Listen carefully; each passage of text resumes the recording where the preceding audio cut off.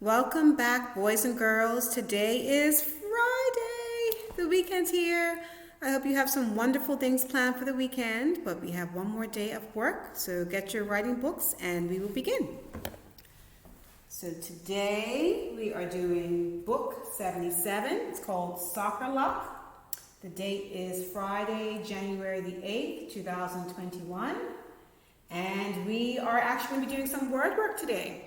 So the reason why is because when I saw some of the words in this story, I was thinking about some of the letter changes when you make a singular word plural. And I figured that we can do it for practice just to make sure that we're all on the same page. So at this point, I want you to pause me. I want you to write, head up your page with the book, the date, word work. And I want you to write these words, making sure that you leave enough space in between because we're going to be writing the plurals underneath. Okay, so press pause. Okay, and we're going to go ahead and get started. All right, so turn it so you can see me a little bit. Okay, so all of these words end in the letter F. I'll use my pointer. Okay, so we have wolf, half, wife, thief, leaf, life, elf, shelf, self, and scarf. But to make these plural, normally you would just add an S, right? So if you have one cat, you have two cats, you would just add an S. But since these letters end in the letter F, it's not that simple. The F actually gets changed to a V.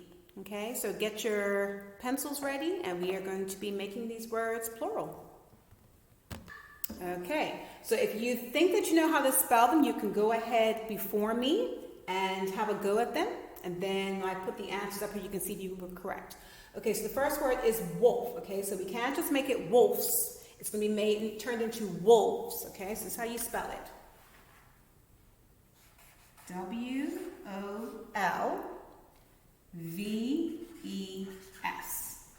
Okay, so we change the F to a V, and then we add an ES for wolves. Half becomes halves. Very similar spelling. H-A-L-V-E-S. Wife becomes wives. W-I-V-E-S. Thief becomes thieves. T-H-I-E-V-E-S.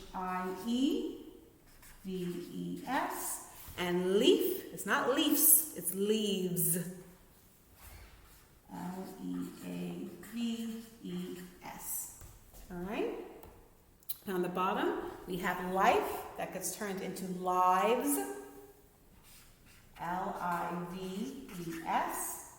Elf becomes elves. E-L-V-E-S. Shelf becomes shelves. Not shelves, shelves. S-H-E-L-V-E-S. Self becomes selves. S-E-L-V-E-S. And scarf becomes scarves. S-C-A-R-V-E-S. Okay? All right. Okay, moving on. I'm going to move my chair. All right, so the book that we're doing today is called Soccer Luck. And I actually had a lot of fun reading this book. This is so cool. I hope that you're enjoying these books. So you know that I have children as well. So my daughter Olivia, she's in P4, like you guys. And I have a son, Lennox, who's in P2. And they're both readers. Their mom's a reading teacher, what can I say? But they love to read books. So they've been here with me some days watching me do lessons. And of course, every time I read something, they're like looking, their ears like little antenna, like toot toot. If they hear somebody reading, they have to sit and focus. They love to listen to stories. And they asked if they can do the lesson, the trebuchet. So I said, sure. So we actually started it here and we finished it when we got home. And they love doing the character traits. And we actually went on YouTube and tried to find some examples of other trebuchets. And it's like a real thing, like where people reenact medieval times where they pretend that there's a castle and they get all dressed up and they have jousting and they really create these trebuchets. So my kids were on the YouTube for like an hour just looking at different examples of trebuchets. So they both play soccer. They both play for PHC Zebras. So we're actually going to do this lesson tonight. I think they'll have a lot of fun. But this was a fun book. It was very humorous. But This is what I want you to think about. We've been talking a lot about character traits this week. So I want you to think about today about the author's message, okay? Think about the author's message. So when you're reading this book, the author wants you to get something from this book. They want you to think about something, okay? So this is going to be the writing activity for later. That's my pointer. What do you interpret the author's message in the story was? Do you think there was a lesson to be learned? And I definitely think that there was a lesson to be learned. Oops, that dropped.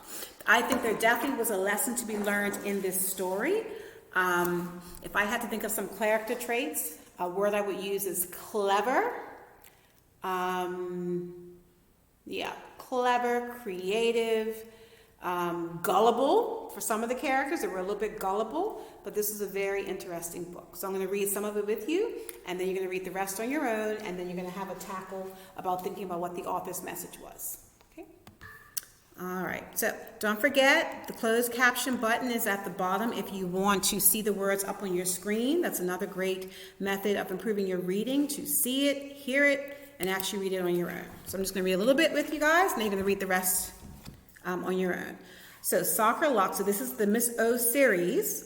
The characters are Max, Tony, Amanda, Mrs. O, the teacher, Gabe, and Sasha.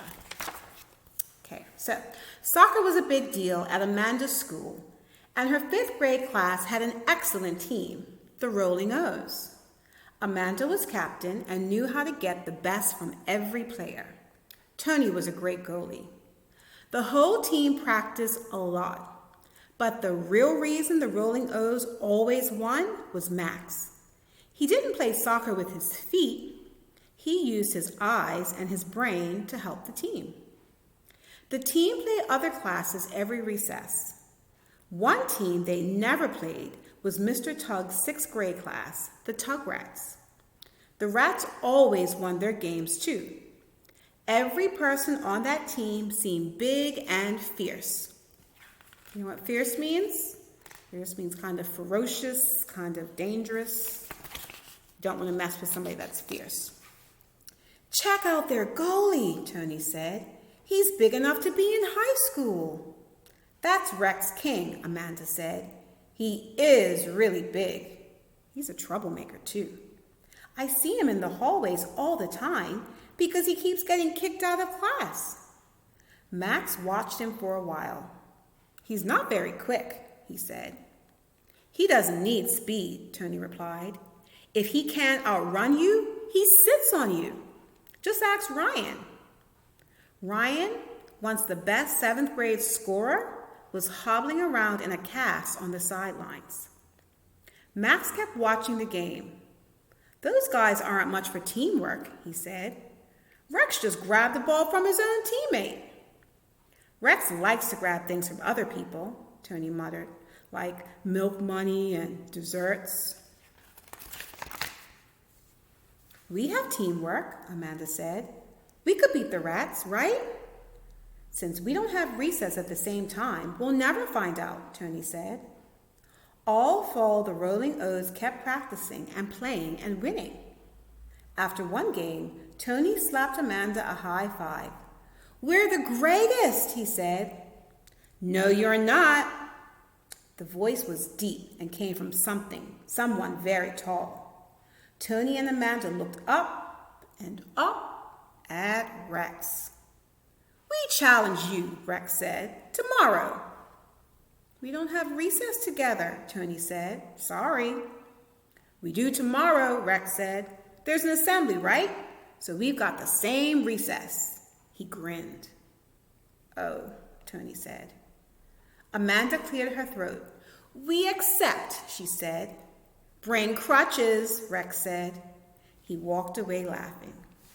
Okay, so I'm going to stop right there. I want you to continue reading the rest of Soccer Luck, and then I will explain to you once more what I want you to do for your writing activity. Okay, so you should have had enough time to finish. So your writing activity again. What do you interpret the author's message in the story was? Do you think there was a lesson to be learned? So the person who, the person who wrote this is Lennox. He wants to know what do you think the author's message was? Like, does he have a message for us? So after reading this book, does he want us to think about the book in a certain way? Or maybe think about how we react to certain situations? What do you think his message was? And do you think that there was a lesson to be learned? Okay, so all of this is going to go in your writing books. Today is Friday. That's the last day of the week.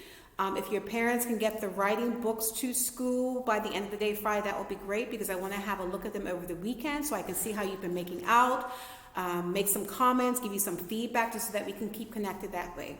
Okay, so hopefully we'll be in person soon so I can see you guys. But if not, I hope that you are enjoying these lessons. I hope that they're working for you. Let me know how it's going. Have a wonderful weekend, and I hope to see you soon.